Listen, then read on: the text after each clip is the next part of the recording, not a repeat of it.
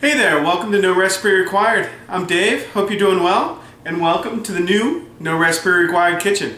I actually just moved, I got a new setup, new stove, same old pots and pans, but the same great recipes. Tonight, I'm going to show you how to make a pesto. That basil combination, a little cheese, some pine nut in there, it's absolutely awesome. Let's go ahead and get to it. Okay, I'm going to go ahead and show you how to blanch basil. Now, this is what we're going to use for our pesto, but you know, blanching is a technique that we should all learn, pick up. Here I've obviously got a big bunch of herbs, and you can do this with a bunch of different herbs. I've got a pot of boiling salted water, and literally you just drop that right in there, give it a little stir, and what the blanching is going to do, it's actually going to cook the leaves. And believe it or not, although it's sitting in water, the blanching of the cooking is actually going to draw water out of the cells of the basil and really just kind of concentrate the flavor, break down those the cell structures, and give it or take away some of that raw taste. It really only takes, you know, 35 to 50 or so seconds, definitely under a minute, to do a blanch like this, provided you got the water nice and hot, which you should do. And then once you get it done, we're going to remove it, strain it, and then run it under ice cold water to really set that bright green color. If you just kind of take it out, it'll turn a dull kind of you know, military green, puke green, which isn't any good. All right, let's go ahead and make our basil. I've got my my blanched spinach right here.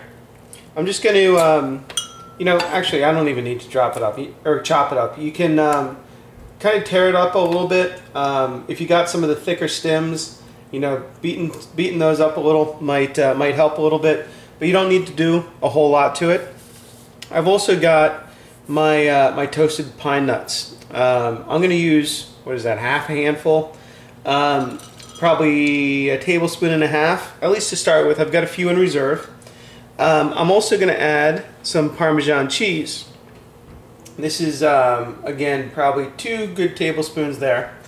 And then we'll hit it with some olive oil, a good amount. So the olive oil plus a little bit of water is going to provide the blender with enough liquid to actually spin and really combine all these ingredients.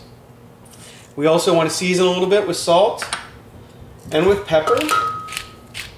And then I also like to add just a little bit of lemon juice to mine.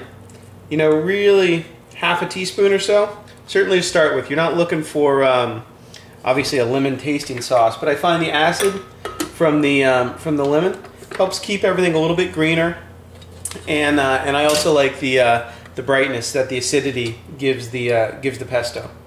So I'm going to go ahead and start pulsing this and let everything just kind of come together and form that nice paste. Once it does, we'll come back and take a look.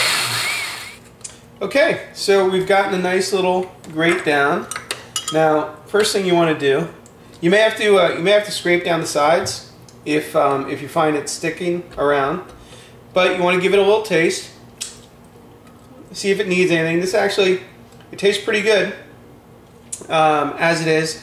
I don't know if you noticed when I stirred up, I actually think this this pesto is a little bit looser than what I would normally expect. I must have you know, just put in a little bit extra water, but you know, not a huge deal. We can deal with that. One, it'll still be great if you use it as is. Two, if you add a few more nuts and maybe a little bit more cheese, that will that'll help thicken it up. And finally, when I tasted it, it was great, but I found it could use still a little bit more of that bite, a little bit more acid. So I'm going to touch it up with a little more lemon, and then we're going to go ahead and just blend it up again.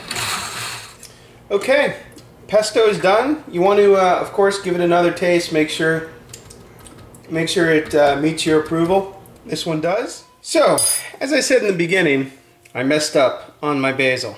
I forgot to add any garlic. Now, normally I would chop a clove of garlic, throw it in the blender, blend it all together. That obviously gives a nice garlicky flavor to the dish.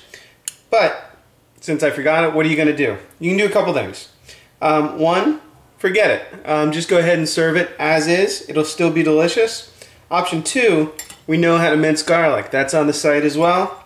I've just got a clove here that I finely minced, and just put it in afterwards. You know, you can even add this back to your blender. Throw in a clove of garlic and get it in there. I've already put the blender away, so, you know, don't worry about it. Don't tell anybody. Nobody's going to know other than you. It'll be totally fine.